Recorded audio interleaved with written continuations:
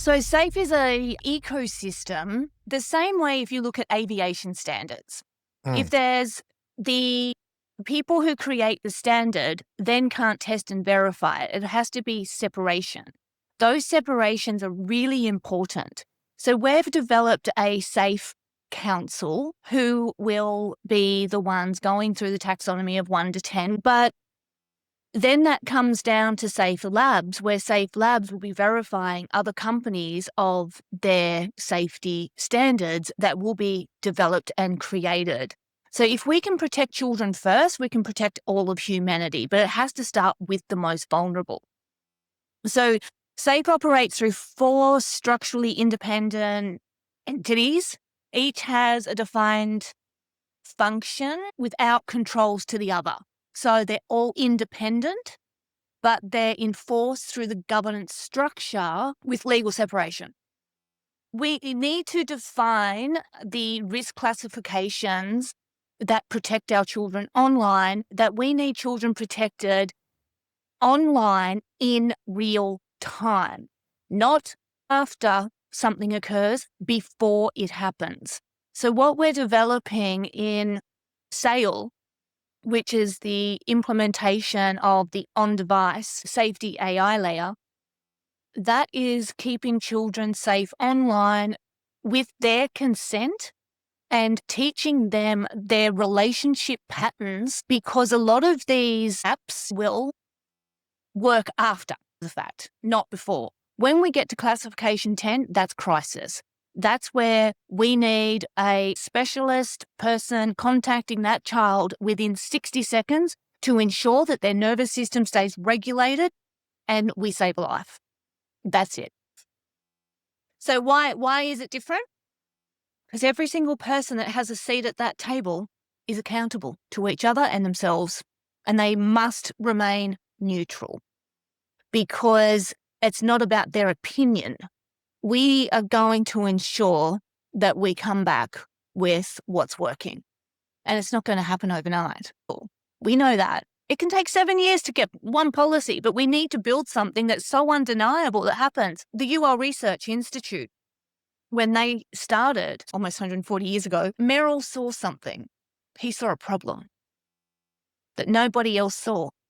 So he fixed it. He basically went, this needs to be a standard. And he set the safety standard. The underwriters laboratory went to all the insurers and said, I've got the solution. They backed him. And boom, they're one of the leading safety institutes that test products and verifies the safety of products from your electricity. Now they're going in and testing like AI in toys. That is scary stuff. That's basically what we're creating for AI that doesn't exist. And everywhere you look, people are saying this is what needs to happen, but no one's doing it. So P1 is where we're establishing and building trust. So the groomer is building a rapid bonding language. So excessive flattery, mirroring of the interest of the child, building a sense of similarity and familiarity that builds intimacy quickly. So that's P1. And that detection would focus on emotional validation that's building with the child. So that would be flagged and sit in that layer. Then we would go in and it would follow if it continues. Then it would be creating exclusive conditioning. So the offender tries to attempt to, so something like, do you know what? We're so good at playing this game and the others, in our group are lagging us behind.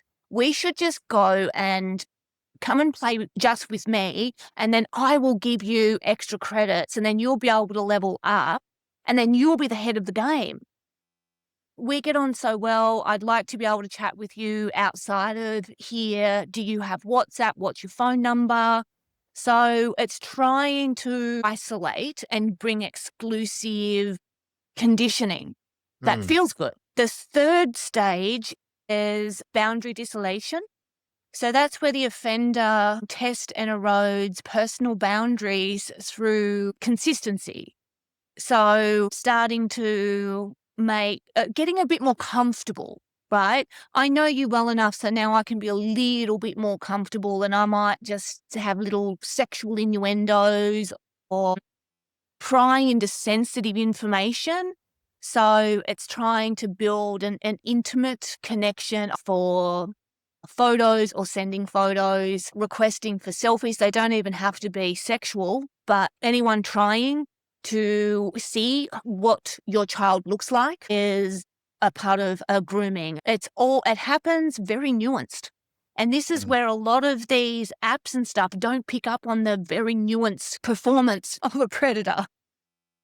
And then it comes into 6 is where we're going into now they're threatening. So they're trying to manipulate. So let's just say a photo has been sent. Now they've used AI. They've developed and created that into something might be sexual or whatever it is. Now they're demanding and threatening.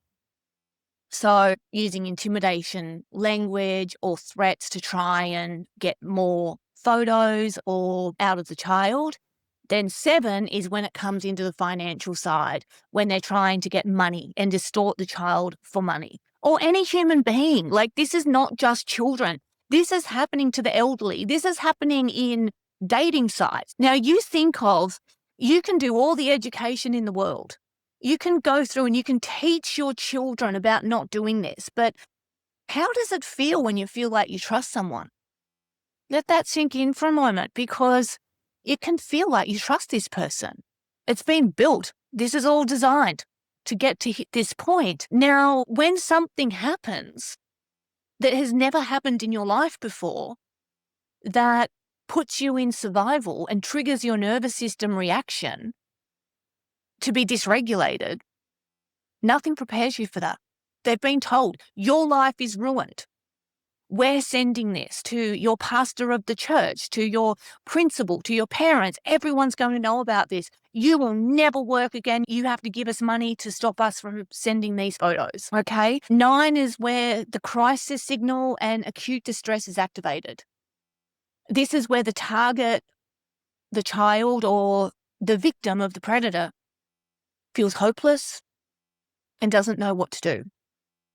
So that's where it's escalated now into the organised crime networks. So what we've noticed is that these are organised crime networks. It's not just one person grooming. So 10 is where we are now at the escalation point. P10 has been detected. So we generate an evidence pack that we have someone reaching out to that child immediately when that crisis hits. They hit that button, they need to be contacted in 60 seconds.